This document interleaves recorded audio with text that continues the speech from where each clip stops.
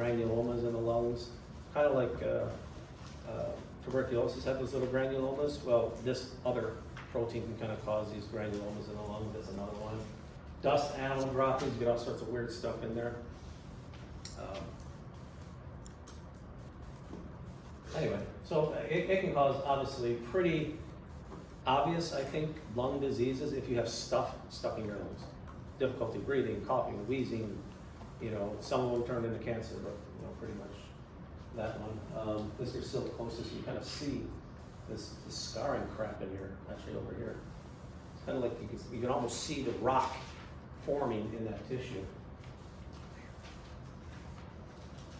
And this looks like that little glass rod from the asbestos. Okay? Okay? Anybody have any good collapsed lung stories? My friend had a collapsed lung 3 times. What? Why? I have no idea. He went into the hospital once junior year, spring semester junior year, and then he went fall semester senior year and spring semester senior year. So it was all like in a year and a half. But like it was twice on his right lung and then once on his left, I think, or something like that. Is your friend tall and skinny? Very, yeah. He was like 6'1" and like he used to be a runner, but he was very skinny.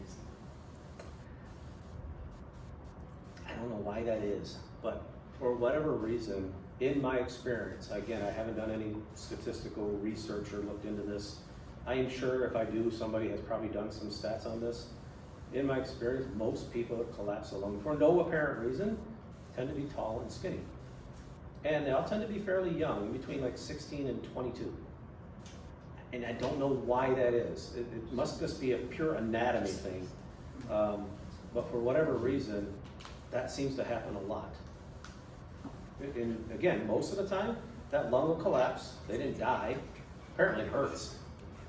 Yeah, and he would like be in class and he would like the last time he had it, he was in class and he literally like it was like 5 minutes till class and he just like leaned over and he's like, I think my lung just collapsed. And I was like, are you serious? And he goes, yeah, I'm gonna go to the hospital right now. And I was like, oh, okay, yeah, you should probably do that. You didn't drive them? No, I don't want to miss this I lecture. wasn't allowed to leave, like, because we were both not adults yet, because it was high school. But he like had to call his parents, and then like. Oh, good. At least somebody took him. Yeah. I thought he just kind of jumped in his car. And No. that's a little dangerous. Okay, good story. Yeah. Is that Brett Favre? That is Brett Favre. Just because the guy that was on there before we threw the picture on kind of looked like Brett Favre. Kind of like that other one looked like Tiger Woods. I don't know, maybe they are doing it on purpose. They're drawing celebrities and wondering if you'll notice. But anyway, so yeah, sometimes we don't know. Sometimes it is a flat out idiopathic, some bizarre thing caused the lung to collapse. Clearly, there are reasons though that would increase the risk factor for it. Basically what you're having though is you're having that, remember the pleural and parietal layers? No, visceral, what am I saying? Visceral and parietal layers of the pleural, right, of the lungs, okay? By the way, which one is sticking to the lungs, which one's sticking to the chest cavity? It's visceral to the lungs. Visceral to the lungs, why? Doesn't viscera mean like organs Yes, and innards? exactly what I was looking for. Visceral means organs, right? So that was sticking to the lungs, and for whatever reason, sometimes they lose their ability to stick together. And that can be for a lot of different reasons as you see up here. But ultimately, if you think about it, those two layers, there's a negative pressure in between them. And I don't know if there's such a thing as a negative pressure, but you have one stuck to the wall of the chest and the other one stuck to the lungs. And every time that lung deflates a little bit, it kind of pulls those things apart, right? And this intrapleural space is supposed to be airtight, right? So if you have something airtight and you pull them apart, well, you just had a lot of pressure that wants to pull it back, right?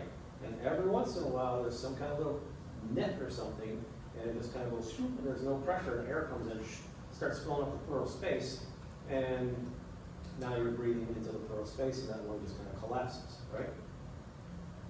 So again, our official word for that is atelectasis, or atelectasis. And again, it can happen for all sorts of bizarre reasons. Even some kind of infection in that pleural space can do that.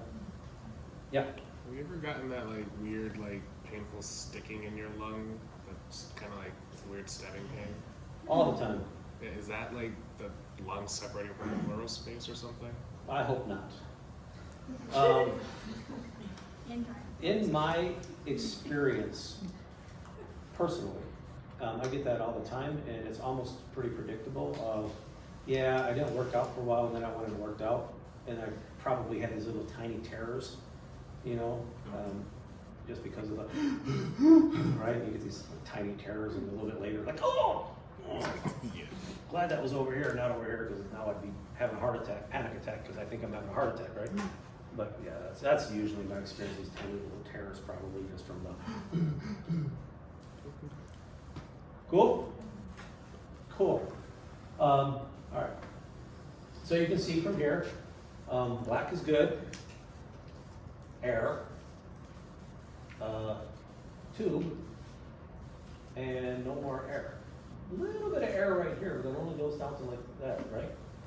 So you can see where there's not a whole lot of air coming in this side of the lung at all. Where the heck's the lung? I don't know, somewhere falling down, right? A little harder to see on this particular X-ray, but it's somewhere there. Despite the fact that somebody apparently put in some, they look painful. Yeah, what is that? You know, something to pop the ribs back up, I think. So I think these things are in the ribs, and they're kind of, you know, flexible. Think about like flexible plastic or something that you kind of drill into the ribs a little bit to pop those ribs back open. So maybe this person had like a whole bunch of broken ribs or something at one point. They trying to keep that sucker up. I don't know. Anyway, I gotta get rid of that stupid thing on here. Apparently my tic-tac-toe Punnett square is going to stay there. Anybody have any good valley fever stories? You've seen valley fever. Have you ever met anybody with valley fever? I think I have an uncle with it. You have an uncle with it? Yeah. I don't know much about it though. That was a long time ago. Where does he live? He lived here. He live here? Yeah, I think in an area that was still being like constructed. That's why they said he got it from or something. Fair enough. Do you have something? My cousin had valley fever last year. She lives here, and she had like the rash, like all, well, not the rash, I guess, like the It's kind of a rush. whatever, yeah, the rash like all over her legs. Okay. Fair enough. So, if you look at where valley fever tends to be and where Phoenix is, he's smack in the middle of the deepest red of the entire country, right? Right. Why? Because valley fever is this, what is it? Like a fungus? Yeah, it's a fungus, right? Coccidioidomycosis. And fungi, some of them tend to, they have the ability to go into a spore, kind of fold up in this little capsule.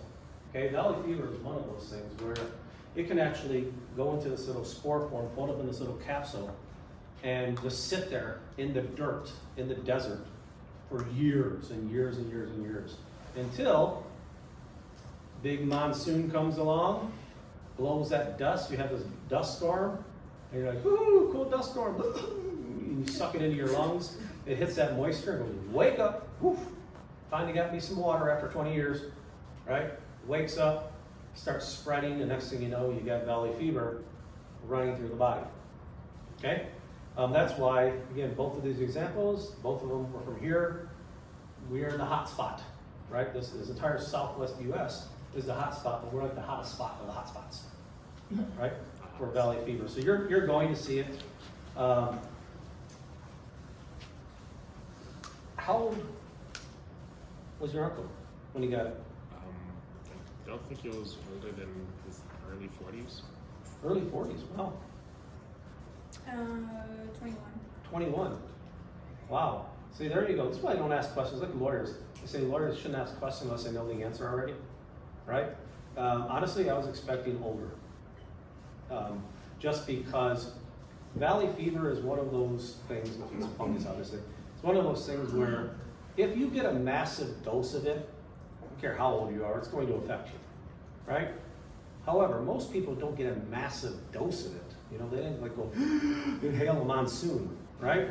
Most of the time, you know, you're doing something goofy, digging in the yard, you have construction, you're putting in the backyard, whatever you're doing, and you got a little bit of it in, your lungs attacked it, you know, and you got sick, maybe you got the rash and everything, but it wasn't that bad, right? People actually do die from this here in this area, okay? Most of the people that seem to die from it are older, immunocompromised kind of thing, right? And with both of your cases, they were fairly young, definitely young, fairly young, at 40. They didn't die from it, right? They got it, they fought it off. Not an easy thing to fight off, but they didn't at least die from it, right? So we do have a few cases every year where somebody does die from it. In almost all the cases, they're very old and or immunocompromised. And then they do die from it. But other than that, if you look at it, you know, it seems like you got the flu. You're like, wow, this person has the flu, except that if you look at these painful nodules, all for whatever reason in the lower legs, did it do it again? Golly me, man. For whatever reason, it tends to be in the lower legs, and these nodules, it looks like somebody just got attacked by a bunch of mosquitoes or something. Okay, it's very classic like that. It looks like they just got attacked by a bunch of mosquitoes. And that's one of the things that sometimes people confuse it to. They hurt. Notice they didn't really say itchy. Those terms are a bit relative, aren't they? Some people will explain something as itchy, some will explain it as painful. Mosquito bites, pretty much universally they say itchy. This stuff, they kind of typically will say more painful, although depending on how old the person is, they might also describe it as itchy or something too. Okay? So, erythema nodosum, that's your other big one to remember. Remember the other word that we had that was a rash that had the word erythema in it? Huh? Rheumatic fever presented with erythema marginatum.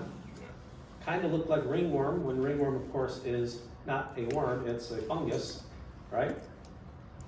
Ironically enough, erythema nodosum is a fungus that doesn't look like ringworm. So, just saying. But you should, they look like nodules, that's where the nodosum comes from, right? So these look like nodules, the other one looked like ringworm, okay? Or red around the margins. Okay, so again, make those two, those were kind of big buzzwords, okay? And this is coccidioidomycosis. You can see the little suckers hanging out like within their little tiny capsules inside those spherules. They got a pretty good protection. Funguses are hard to get rid of. They're resilient little suckers. Questions? Here it is zoomed in.